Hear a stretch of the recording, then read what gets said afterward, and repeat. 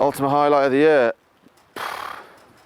No, maybe winning Tour de France, 2 Olympic gold medals. That would be pretty nice highlight.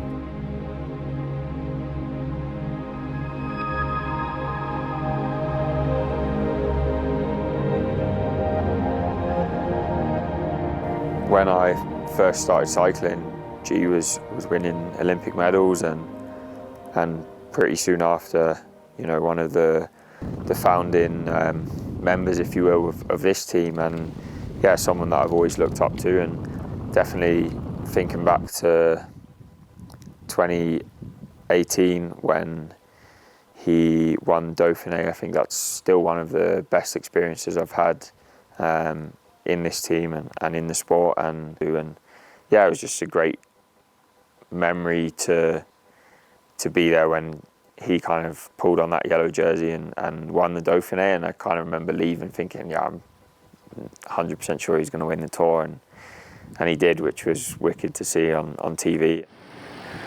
He did a lot of good results in the classics and then changed himself into a GC rider. And yeah, I don't think many guys can do that. And if you see how hard he works, how much he trains on the bike, how hard he trains, how long, everything together is, yeah, that makes him pretty special, I think. I see G as a tank, but being in this team, I can say as a Grenadier, you know, when you're a GC rider, when you're aiming to win the Tour de France, I guess, yeah, you have to be like that. There's plenty of riders in the peloton, which, I don't know, maybe they are more talented than he is, but when you look at him, how hard is he working, and, you know, how tough he is, then you understand why he achieved so much in cycling. Like, winter was a bit not the best, you know. Didn't start well with the old fractured pelvis from the Giro, and had 6 weeks off the bike and couldn't even walk for like 4 of it. But yeah, then got back training, and then 2 weeks into training, Puccio decked it in front of me and I popped my shoulder out and dislocated that. It took 2 hours to get to hospital, and that was by far the most pain I've ever been in. And then from January, it's been going well. Obviously to win Romandy was nice, that was great for morale, great to get a win. You know, Catalonia previous to that, where I was third and 2 teammates in front of me, so clean sweep of the podium was amazing to be a part of. And so yeah, I've just been enjoying racing my bike. And, you know, I've spent a lot of time away from family, a lot more than normal, due to sort of obviously COVID and Brexit, sort of double whammy. Bye bye. You know, he's getting to that stage now where you can really communicate with him and he understands what you're saying, and yeah, that's by far the hardest part, but it definitely, like I say, it spurred me on to make it sort of worthwhile. And you know, if I am going to be spending all this time away, I might as well ride my bike and, you know, eat well and do everything well to try and perform well, rather than just, you know, go through the motions and then not perform great on the bike, and then all that time away is sort of wasted, really. So it has sort of helped in a weird way, I think. Yeah. I saw Max go out next week. Oh, nice. So you see that? Yeah, then they'll be there until the Tour then, so it'll be good. Do you ever have any fears going to a Tour?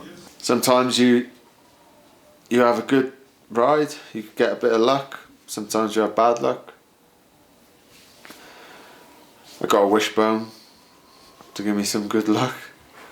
Not that it brings me it all the time, but yeah, no, I wouldn't say. I just try to enjoy it. You know, it's easy to say though, because obviously it's the Tour and you want to do really well, and you've got the whole team sort of helping you.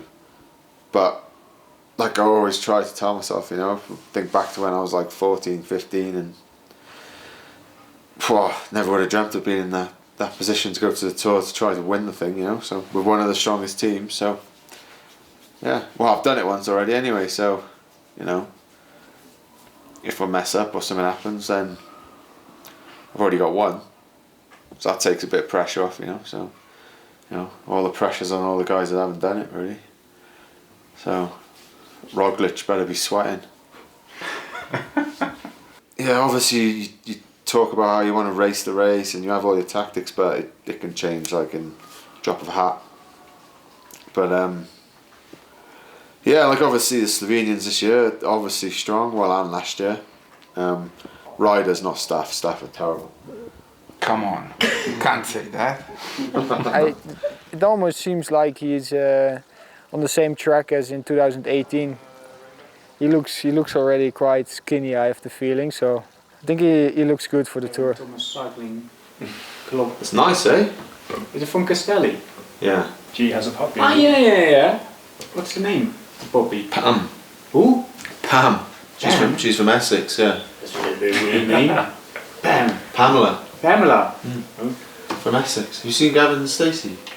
Yeah, we watched it. I don't think there's many athletes and certainly not many cyclists who you nail on that they'll arrive at their goal in peak condition. I think that's such a tricky thing to do, and G does it year on year. I think there's a lot of that kind of track mentality in that, really, where you spend 4 years preparing for a less than 4 minute event on 1 or 2 days, and you have to nail it. And I think you really see that in G. Like, no matter what hurdles he faces in the weeks building up to a big goal, he still arrives there bang on the money. I think he's had an incredible career already, but there's also still definitely a few big years for him to write.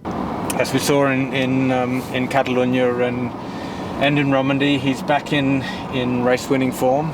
The Tour is always the biggest and the hardest race to be ready for and to win, but he's ready. I think he's ready to take on the challenge, and he's certainly committing. It's a sport where if you're not hungry and if you're not fully committed, then the level just gets higher and higher every year. And we know, we spoke about it at the beginning of this season, that it's not getting any easier. We've been aware, really for the last 10 years, that every year the level gets higher and higher.